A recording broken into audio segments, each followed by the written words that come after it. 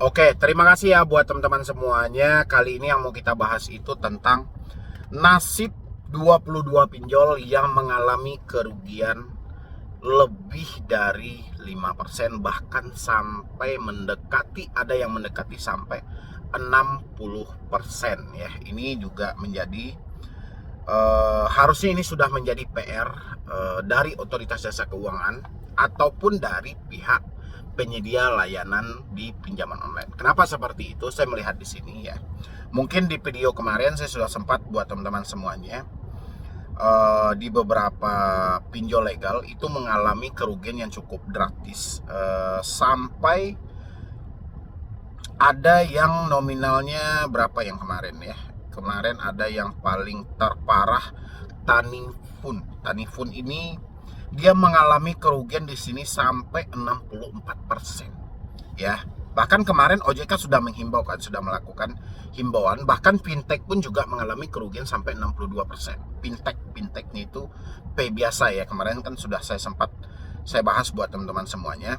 Kali ini saya mau menjelaskan nasib dari 22 pinjol ya, tapi juga nggak sampai ya kalau kita hitung dari nominal yang benar-benar mengalami kerugian pesat banget itu cuman palingan 10 pinjol lah hari ini ya. Jadi apa sebenarnya yang menjadi penyebab kenapa mereka tenggelam begitu saja dalam hal ini? Kenapa mereka tidak mengikuti dari jejak-jejak dari pinjol-pinjol lainnya yang masih untung 100%? Kita membahas hari ini. Buat teman-teman semuanya yang belum mensupport channel ini, boleh disupport dulu supaya channel ini makin berkembang lagi dan saya makin semangat lagi memberikan motivasi dan edukasi buat teman-teman semuanya. Tapi jangan lupa juga nanti malam kita live seperti biasa. Insya Allah nanti kalau saya tidak mepet dengan waktu kerja saya, nanti kita live seperti biasa jam-jam 9 ya. Mungkin Anda bisa aktifkan notifikasinya aja supaya Anda mendapatkan pemberitahuan ketika saya live. Dan kita akan bahas nanti juga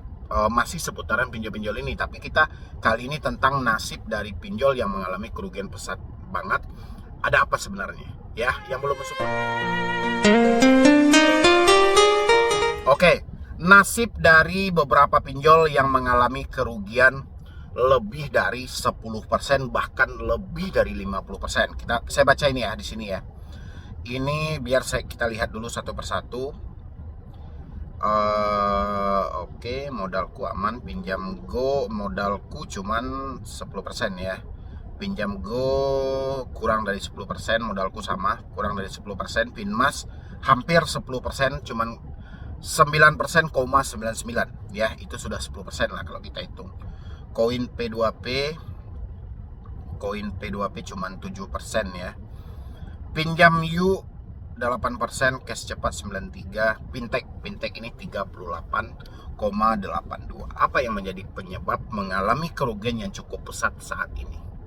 Apakah kekurangan dari segi dana untuk menyediakan debt collector seperti dari pinjol-pinjol lainnya yang mereka sudah menjalin kerjasama dengan beberapa pihak ketiga ya, sehingga mereka tidak mengalami kerugian yang begitu pesat? Dan habis itu, apakah karena kejujuran dari setiap aplikasi ini? Contoh ya, minjam uang 1 juta, dia memberikan kepada sedebiturnya 990.000, cuman dipotong 10.000 buat admin. Apakah seperti itu? Ini asumsi saya aja ya. Ya, apakah seperti itu? Sementara yang lainnya cairkan 1 juta, yang diserahkan kepada sedebitur cuman 800 sekian. Ya, ada 10% pemotongannya, ada yang 15%. Apakah fintech terlalu jujur mengikuti peraturan-peraturan yang ada, atau bagaimana ini? Atau karena mereka tidak mendapatkan penagih hutang atau pihak ketiga yang benar-benar mendukung segala kesulitan yang mereka alami saat ini ya. Itu habis itu Trust IQ ini mengalami kerugian sampai 19% ya. Ini kalau tidak sesegera, ini adalah pinjol yang akan bangkrut lebih awal di awal tahun 2023 ini kalau mereka tidak segera memperbaiki sistem mereka. Karena ya saya di samping itu juga kasihan juga gitu loh. Kasihan berapa banyak uang yang mereka hambur-hamburkan. Memang di luar sana juga banyak masyarakat yang kehilangan banyak uang mereka gitu loh. Habis itu modalku ini udah tadi ya. Pinjam yuk, oke. Tanifan atau Tanifun ya bacaannya di sini ya. Ini mengalami kerugian sampai 64%. Sementara kalau kita bandingkan dengan ringan yang hanya mengalami kerugian tidak sampai 1%. Ya, dari mana mereka bisa menyelamatkan dana yang mereka cairkan ini gitu loh, tidak mengalami kerugian loh. Ya, iGrow juga mengalami 17% di sini. Jembatan Emas 10%. Danavik juga mengalami kerugian sampai 25%. Ini harusnya ini sudah menjadi PR bagi pihak pinjol ya. Sebelum Anda melemparkan uang, kalau Anda tidak memperbaiki segera sistem Anda akan menjadi pinjol yang bangkrut lebih awal di awal tahun ini ya.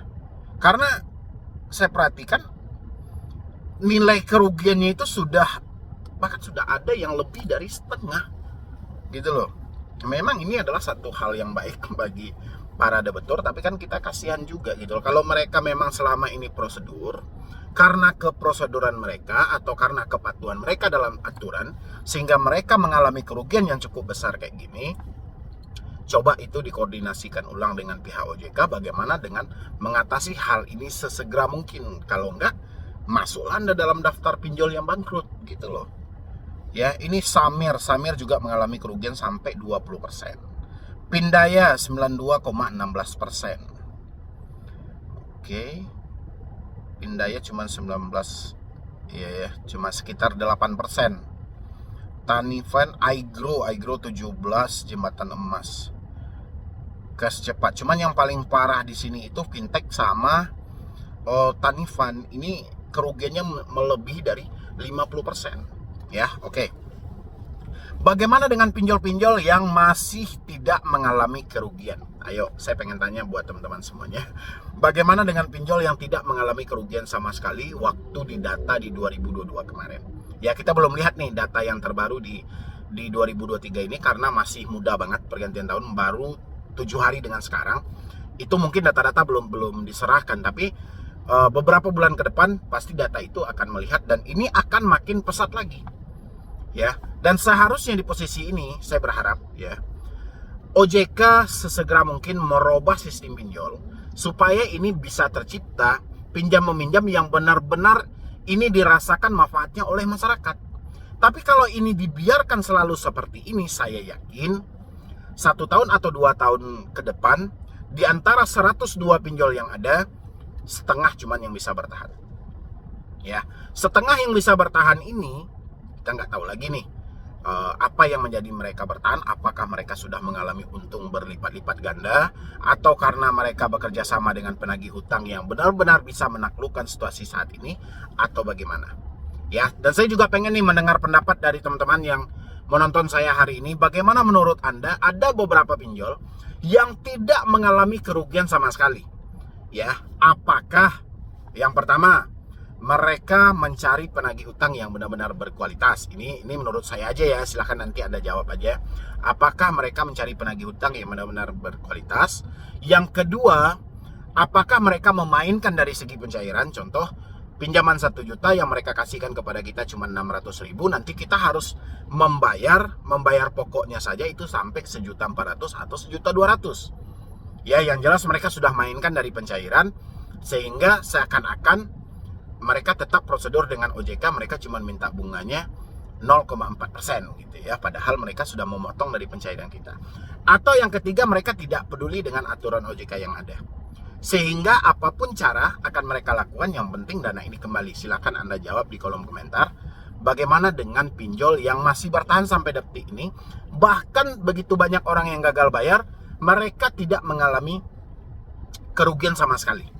Ya, Anda boleh isi di dalam kolom komentar. Dan juga yang paling pengen pinjol diperbaiki di antara 102 pinjol legal saat ini, pinjol mana yang ingin sekali Anda perbaiki mekanismenya, pola penagihannya, dari segi pencairannya dan lain sebagainya? Silahkan Anda isi di kolom komentar.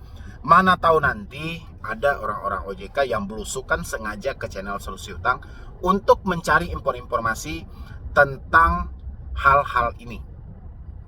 Ya, silahkan dulu. Mungkin dari saya cuma itu aja. Nanti malam kita bahas yang lebih detail lagi soal pinjol-pinjol yang tidak mengalami kerugian, sementara yang lain mengalami kerugian lebih dari 50%. Ya, nanti kita bahas lebih detail dan lebih jelas lagi. Nanti malam insya Allah saya tidak mepet dengan waktu kerja karena saya masih di jam kerja saat ini. Ya, kalau saya tidak mepet banget nanti malam, saya akan sempatkan untuk berkomunikasi dan berdiskusi dengan Anda semuanya, apalagi yang baru telat bayar dan baru gagal bayar. Ya, mungkin dari saya cuma itu aja. Mudah-mudahan pinjol kedepannya bisa lebih bermanfaat bagi masyarakat. Kita tidak perlu banyak pinjol, sedikit pinjol aja, tapi kita rasakan manfaatnya yang benar-benar ingin membantu, dan kita juga membantu mereka untuk tetap berada di Indonesia, berusaha sebagaimana mestinya, tapi tidak melakukan penekanan dan penipuan seperti biasanya. Ya, jadi sekian dulu dari saya, Medi Broni. Wassalam.